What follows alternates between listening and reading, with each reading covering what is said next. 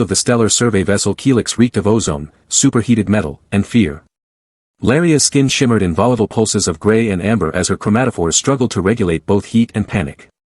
Wedged between towering crates of scientific instruments, she kept perfectly still. She shouldn't be here.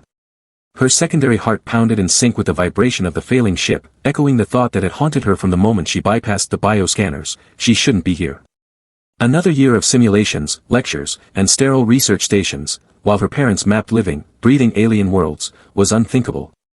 Hovering in front of her, the stolen data slate blinked its unauthorized access warning, the projection highlighting her sharp, predatory features. She had risked everything for this mission. For Earth. The Forbidden World. A death world. Her display seared the classification into her vision. Earth, biosphere level, impossible. Organic toxicity, 97.3% fatal to known sapients.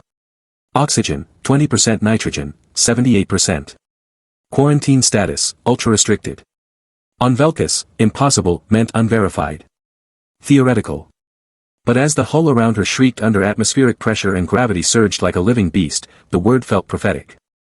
Structural integrity compromised, the ship's AI declared with eerie serenity. Mass discrepancy detected. Emergency detachment initiated. She swallowed hard. Her unauthorized 70 kilograms were enough to tip the balance.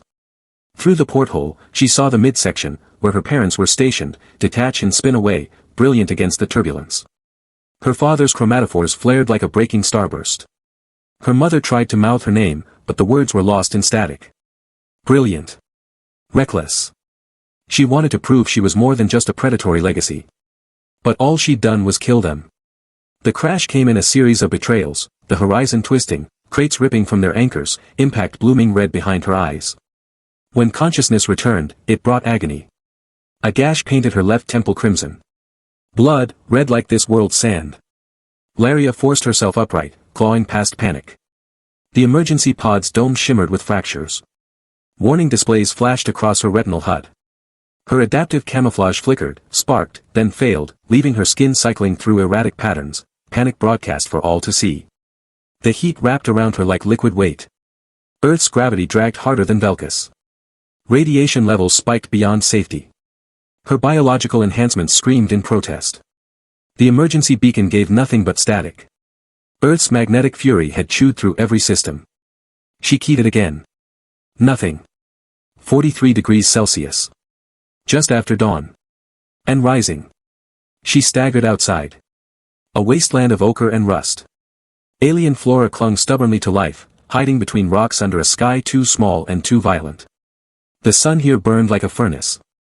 It made Velkus polar summers feel like ice. Her internal cooling system tried to compensate. Failed. Laria was alone. Apex predator of 12 worlds. Alone. 15 kilometers east, Ethan scattered his mother's ashes in the sacred pool. The ripples ran like echoes into the still water. His sister Mira whispered old words, the real ones, not the watered-down phrases taught in textbooks. Language soaked in thousands of years of fire, blood, and endurance. She's really gone, Mira said. Her voice didn't break, but the dust on her cheeks ran with tears. Ethan nodded. Yeah. He shouldered the gear pack. Inside it, their mother's medical kit rattled. She had carried it everywhere. For snakebite victims. Car crash survivors. Lost tourists. Even when she had cancer and no strength, she never left it behind. He couldn't throw it away. Couldn't imagine walking without it. A thunderclap cracked across the dawn sky, wrong and loud and deliberate. 3 fire trails etched across the atmosphere, burning toward Earth. Ethan's instincts prickled. Not meteors, he muttered. Mira pointed. That one. It's landing. 10 clicks east. Smoke rose where no smoke should be. Someone might need help, she said. Ethan didn't answer. But he heard their mother's voice, you help people. Even when it's hard. Especially when it's hard. They moved. Across the Spinifex grass and jagged shale, their boots kicked up red dust older than any civilization. Evolution had shaped this land into something merciless and proud.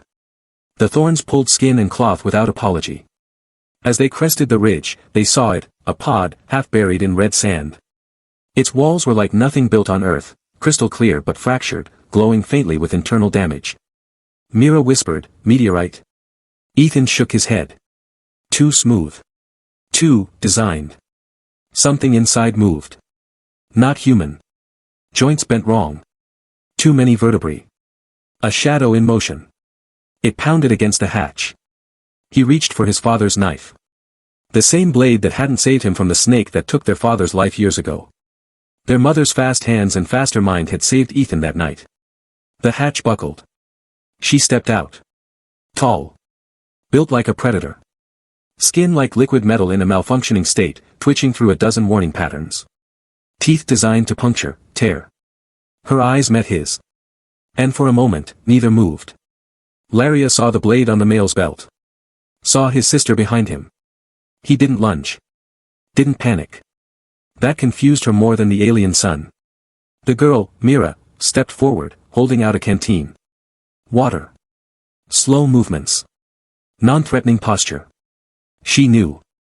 Somehow, she knew how to approach an unstable apex species. It should have made Laria calm. But the heat hit like a wave of fire. Her lungs rasped. Her internal regulators dropped dead, one after the other. The oxygen-rich air turned against her. Her HUD blinked black. Her body began to devour itself in desperation. The girl whispered something. Soft, nonsense syllables. But Laria heard calm. Compassion. Care. And then the sky spun. The sand rose. Her knees buckled. The last thing she saw was the human boy, stepping forward, fearless. A creature from a death world. Calm as the sea. She passed out in the arms of a species she had been told was impossible. Laria woke to strange hands and stranger sounds. Textures registered first. Rough cloth against her skin. The rhythmic tapping of fingers against metal. The hiss of steam. Her body was cocooned in layers of warmth, her vision swimming through flickering heat haze. Oxygen sensors were down. Thermal regulators gone. Internal systems screamed alarms until she muted them. The scent of iron lingered. The scent of blood. But also, eucalyptus. Smoke. Boiled herbs. A voice murmured softly, tonal and alien. Not a command, not a threat. Reassurance. Laria's eyes fluttered open, locking immediately on the boy. Ethan. His sharp jaw was covered in stubble. Sweat glistened along his brow. He didn't flinch when her eyes found him, even when her chromatophores surged to a defensive violet. He didn't reach for his blade. He reached for a bowl. Water. She lunged. Her hands trembled as she gulped, hacking and choking but refusing to stop. The taste was pure. Cold. Life. Her body craved more than it could process. Her limbs spasmed. Nausea rose. Ethan steadied her as she collapsed sideways. Slow. Not all at once. The words made no sense, but the tone carried meaning. Beside him, Mira stirred the contents of a tin over a portable stove. The scent rose, charred leaves and something antiseptic. A field mixture. Primitive. Yet her instincts, honed on a dozen worlds, whispered that the girl was healing her. They knew. Somehow, they knew. Laria had studied Earth's languages in secret. She grasped fragments. Enough to understand. This one burns too fast, Mira said, not looking up. Fast metabolism. Look at her arms, dense muscle. Maybe genetic engineering. Ethan touched her shoulder. Laria flinched. He backed off, hands up, calm, patient. Sorry. You're safe. She understood that word. Safe. She'd come here to prove Valkyrie dominance. To show she could conquer a death world. But lying wrapped in a human's jacket, skin raw, lips cracked, and body overheating, there was no pride left. Only need. Her voice was barely a whisper. You, help. Ethan's eyes widened. Then he smiled. Yeah. We help. Mira handed him the bowl of paste. She needs to swallow this. Will it hurt her? She crash-landed on Earth. I think we passed hurting a while ago. He knelt and offered the mixture. Laria hesitated, then opened her mouth. The bitterness coated her tongue. Her throat flared. But slowly, her spasms settled. The heat still baked her bones, but the shaking eased. Time passed. They moved her to a shaded cave tucked between burnt red stones, the air cooler and still. The pod had been stripped for parts, solar chargers, medical kits, anything useful.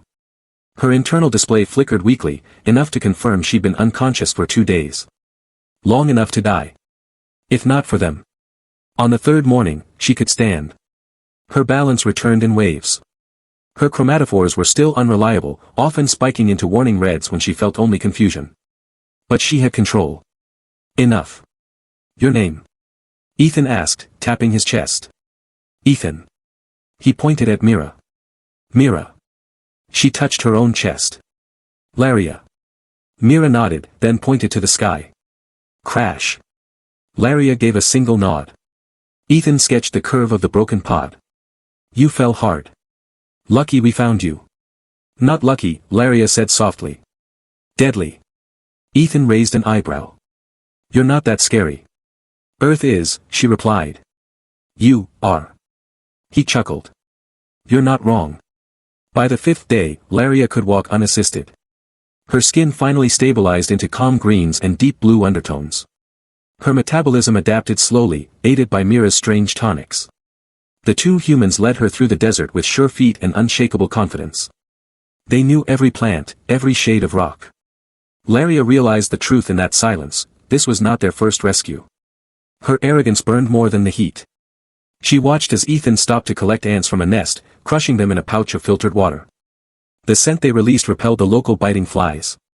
Laria had dismissed earth insects in the data slate.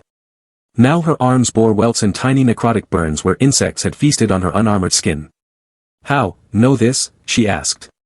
Mira smiled. Our mother. She knew this land. Laria's eyes flicked to the worn medical kit. The markings were alien, but the symbols universal: first aid. Emergency response. Triages and diagnoses. Medic, she asked. Hero, Ethan corrected. She saved people. Strangers. Us.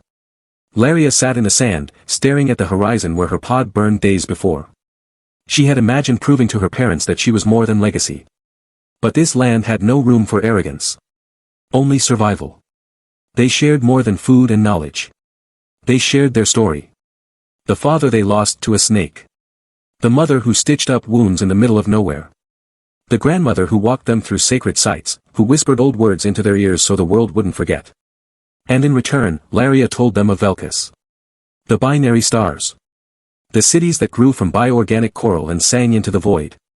Of how her people had catalogued hundreds of species but feared only one classification, Death World. And Earth was the only confirmed entry. Why come here? Mira asked one night, staring up at stars. Laria hesitated. To know, if story's true. To prove I survive it. You didn't, Ethan said gently. We saved you. Her mouth twisted into a smile. Yes. Embarrassing. Mira chuckled. Try dying in the bush with a broken femur. Now that's embarrassing. A dry wind swept through the trees. Laria looked at them, human, wild, and impossibly strong. They were not what Velkus taught her. Not the barbaric, doomed species that history had warned of. These two, they were something else. The beginning of a truth deeper than any simulation. That Earth wasn't a death world because of its environment. It was a death world because of the humans who survived it. And Laria had just begun to understand what that meant. Laria's claws snapped open with a metallic clack as she ripped a bark skin insect from her shoulder. Its acidic bite left behind a blister that hissed even after removal. She spat in disgust. The bug writhed a moment before its segments split apart, sizzling on the red stone. Ethan watched her with a quiet kind of fascination. Pain tolerance, he muttered. Off the charts. Because I must tolerate, she replied through clenched teeth. He passed her a leaf rubbed with crushed clay and something that smelled like mint and fire. Here, he said. Our mom's recipe. She applied it, and the burning eased. They walked in silence for hours. Earth's sun clawed its way across the sky, dragging the heat with it. Laria had adjusted, barely. Her skin now filtered ultraviolet more efficiently. Her lungs had thickened membranes to deal with nitrogen surges. She still bled, but it took more effort now. Adaptation had its price. She was hungrier. Always hungry. Valkyrie metabolism worked in bursts: hunt, consume, rest. Earth demanded constant motion, constant intake. She devoured native protein packets Mira prepared from plants and insects without hesitation, even if they made her gag. "This is not food," she grumbled one morning, chewing something that tasted like fermented rubber. "It's protein," Mira replied with a shrug. "You wanna starve, be my guest." Laria swallowed it, pride smothered under necessity. "Velkus has spice matrices," she muttered. Ethan grinned. "Fancy alien ketchup?" "Something like that." He laughed, and it didn't sound mocking. Just, light. Human. And oddly comforting. That afternoon, they reached the edge of the canyon. Jagged teeth of stone rose like frozen flame from the earth. Somewhere below, a natural spring bubbled up from the tectonic scars. Mira checked a pulse reader embedded into her glove, borrowed from Laria's broken pod. "Radiation low enough," she said. "Water's clean." They climbed down together. Ethan moved with practiced grace. Mira was even more fluid, hopping from rock to rock. Laria struggled. Her muscles worked against her, too powerful, too rigid. She slipped more than once. Ethan extended a hand without thinking. She hesitated. Touching a human meant something. Not biologically, her culture had strict codes for physical contact. It signaled alliance. Dependency. He didn't push. Just waited. She took his hand. Rough. Calloused. Warm. He pulled her up like she weighed nothing. "See," he said. "Not so hard." Laria tried not to smile. The canyon opened into a shaded grotto, half filled with clean water and algae-covered rocks. Ethan knelt to refill canteens. Mira began foraging along the walls. Laria peeled off her outer layer and submerged herself waist-deep. The water felt like forgiveness. Sensors embedded in her skin flickered to life. Her biometrics spiked, then stabilized. Organs strained under the temperature difference, but her system began to flush toxins. Her breath slowed. For the first time since crashing, she felt alive. "Your people swim?" Mira asked from a rock ledge above. "We swim to stalk prey," Laria replied. "We do not play in water."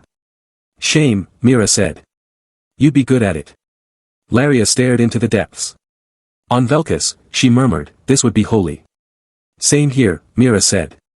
"That's why we don't pollute it. This pool's sacred." Laria glanced at her, eyes narrowing. "You treat your death world like a temple." "No," Mira replied. "We treat it like home." That word hit harder than expected. Home. She'd fled hers to chase glory. Now the only beings keeping her alive were children of a world she was trained to fear. That night, as they made camp under a sky so clear it hurt, Ethan shared dried fruit and told her about the stars.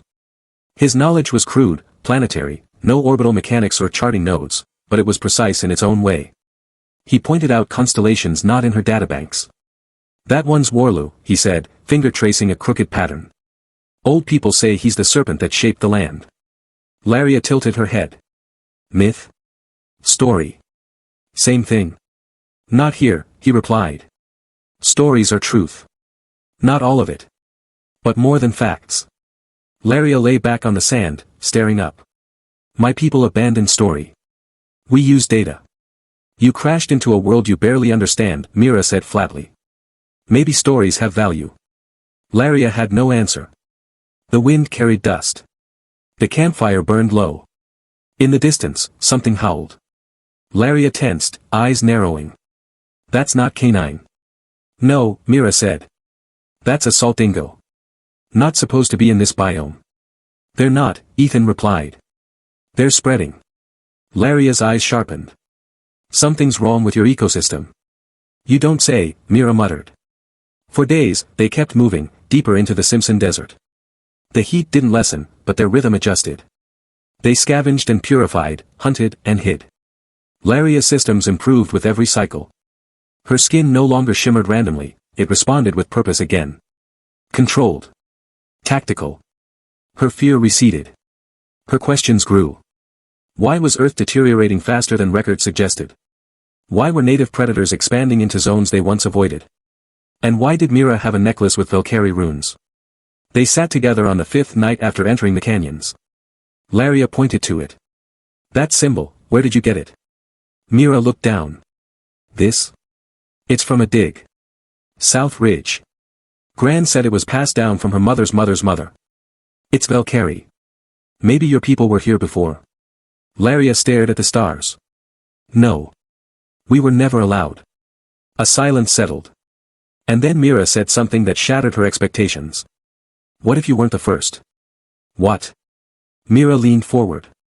Everyone says this planet's off limits. Too deadly. But our people have stories, about sky visitors. Tall. Bright-eyed.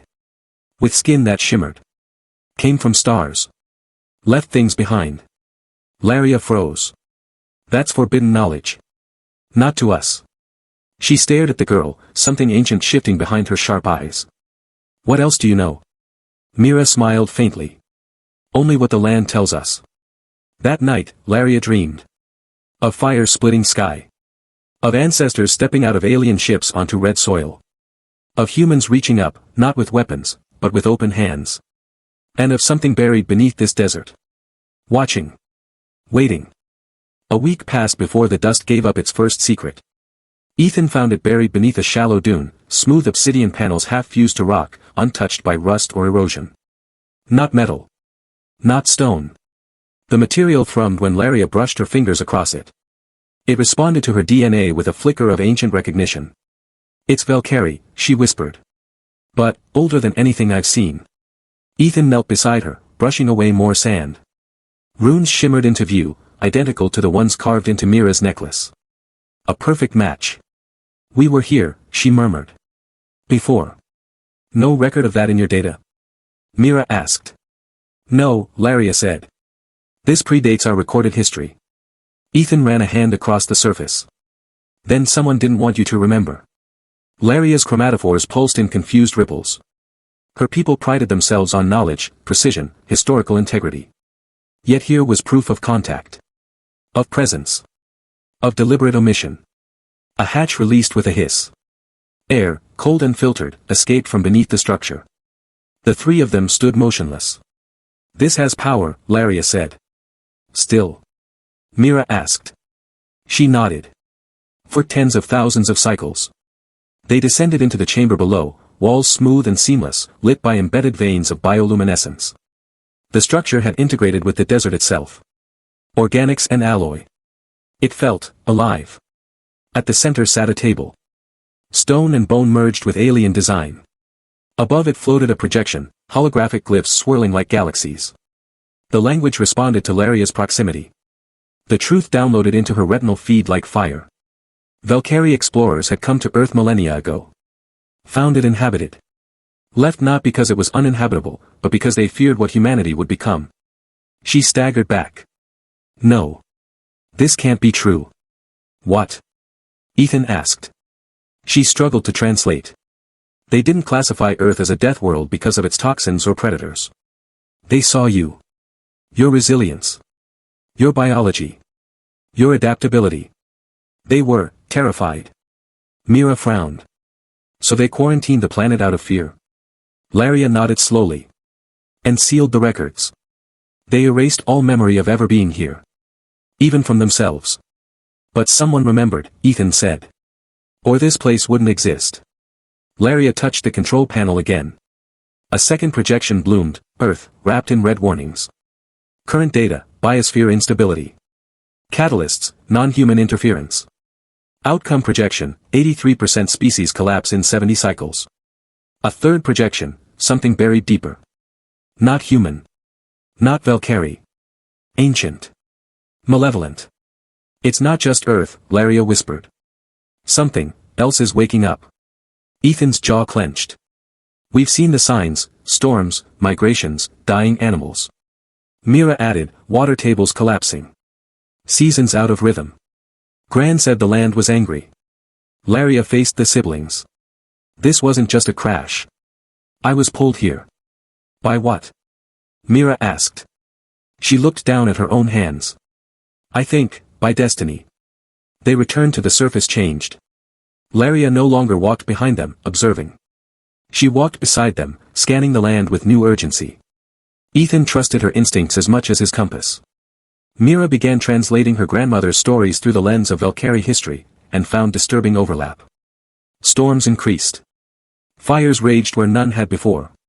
The trio sought higher ground to transmit a warning to Laria's people, salvaging what remained of the pod's communications array.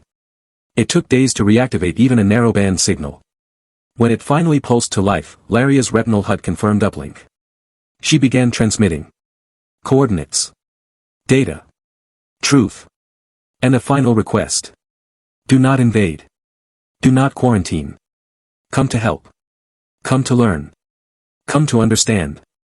The response came within hours, barely readable through solar interference. We are listening. She collapsed in relief. Ethan stood beside her, scanning the horizon. Will they come? Laria nodded. Some will. Scientists. Explorers. The brave ones. And the others? Will fear you. He smiled faintly.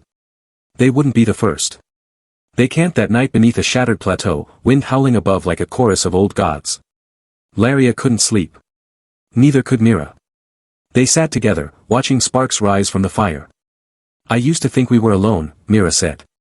That the world was broken and no one cared. Laria looked at her. You are not alone. The words carried weight. More than a promise. A vow. But the moment shattered at dawn. The ground trembled. A low-frequency hum pulsed through the stones, setting their teeth on edge. From the ridge came a figure. Not Valkyrie. Not human. It walked upright.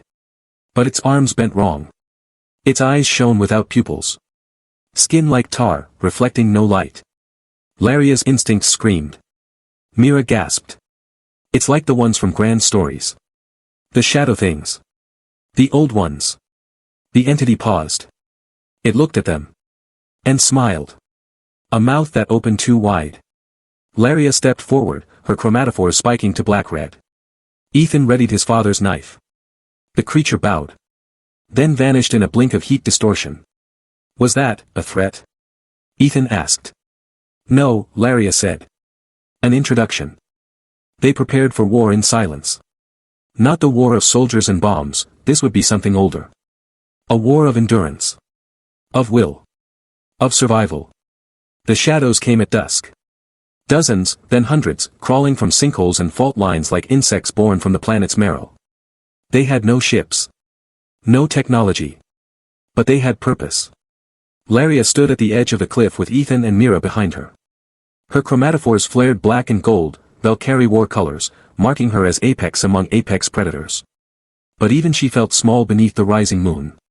They were buried beneath your land, she said quietly. Long before Valkyrie ever came. You didn't evolve beside them. You evolved against them. Ethan flexed his grip on the knife. Figures. They weren't demons. They weren't aliens. They were the reason Earth was forbidden. Earth hadn't earned the Death World classification because of its climate. It had earned it because something else wanted it dead. Laria activated her remaining gear, heat-resistant shielding, toxin filters, pulse beacon disruptors. Her HUD blinked red. Battery low. Systems failing. Again. Mira tossed her a pouch. Try this. Laria bit into the dried root mixture. The burn was immediate. Organic stimulants. Natural adaptogens. Human medicine. It worked. The first shadow stepped into the clearing. It didn't speak. It sensed. Fear. Aggression. It smiled with rows of needle teeth. Then it lunged. Ethan met it with fire. He lit a flare and jammed it into the thing's eye socket as it tackled him. It screamed, not pain, but confusion. It had never been hurt before. Not like that. Mira drove her boot into its side and pulled Ethan away. Laria pounced, slashing with claws that glowed with ion charge. She tore into the creature's neck. It bled smoke and static. They didn't die easily. But they could die. That was enough. They moved through the desert like a storm. 3 lives against an extinction myth. Laria's mind raced, analyzing anatomy, adjusting tactics, compensating for gravity and oxygen. Mira fought with precision, guided by generations of survival taught in stories. Ethan fought like a wildfire, unpredictable, angry, and unrelenting. More came. And more. Laria's body began to fail. Her systems flickered. Her strength faded. Go, she gasped. Leave me. Ethan didn't even turn. We're not doing that. He dragged her behind the outcrop while Mira planted a makeshift charge, built from Valkyrie salvage and Earth's raw fury. I hope this works, she muttered. It will, Laria whispered. The charge detonated. A sonic wave collapsed the ridge. Dozens of shadow things buried beneath rock and heat. The dust didn't settle for hours. They lay together in the silence, breathing hard. Alive. Later, when the Valkyrie ships finally arrived, the humans didn't flinch. Massive vessels descended from orbit, cloaked in shimmering distortion fields. Scientists emerged, cautious, awed. They found the 3 survivors at the edge of the crater. Ethan stood first. You're late. Laria smiled. The Valkyrie tried to take command. To issue quarantine orders. Protocols. Cleanse the region. Laria stepped between them. No, she said. They blinked. This world is not broken, she said. It is healing. Because of them. She gestured to Ethan and Mira. They didn't just survive the death world. They made it live. The scientists argued. Demanded proof. Chain of command. Ethan said nothing. He just walked forward, picked up a shard of the dead creature's bone, and handed it to the lead xenobiologist. Your people were scared of this, he said. We've lived with worse. The Valkyrie said nothing after that. 3 days later, the World Council lifted Earth's forbidden status. Laria chose to stay. The others returned to the stars with samples, theories, fear, and wonder. But she remained. On a world that defied logic. Among people who defied fate. She learned to hunt with Mira. She learned to track with Ethan. And when other Valkyrie came, they didn't see monsters anymore. They saw teachers. Survivors. Allies. Years later, Laria stood atop the same ridge and watched another ship descend. A new explorer. Wide-eyed. Scared. Curious. She smiled. Welcome to Earth, she said. It's not safe. But it's worth it.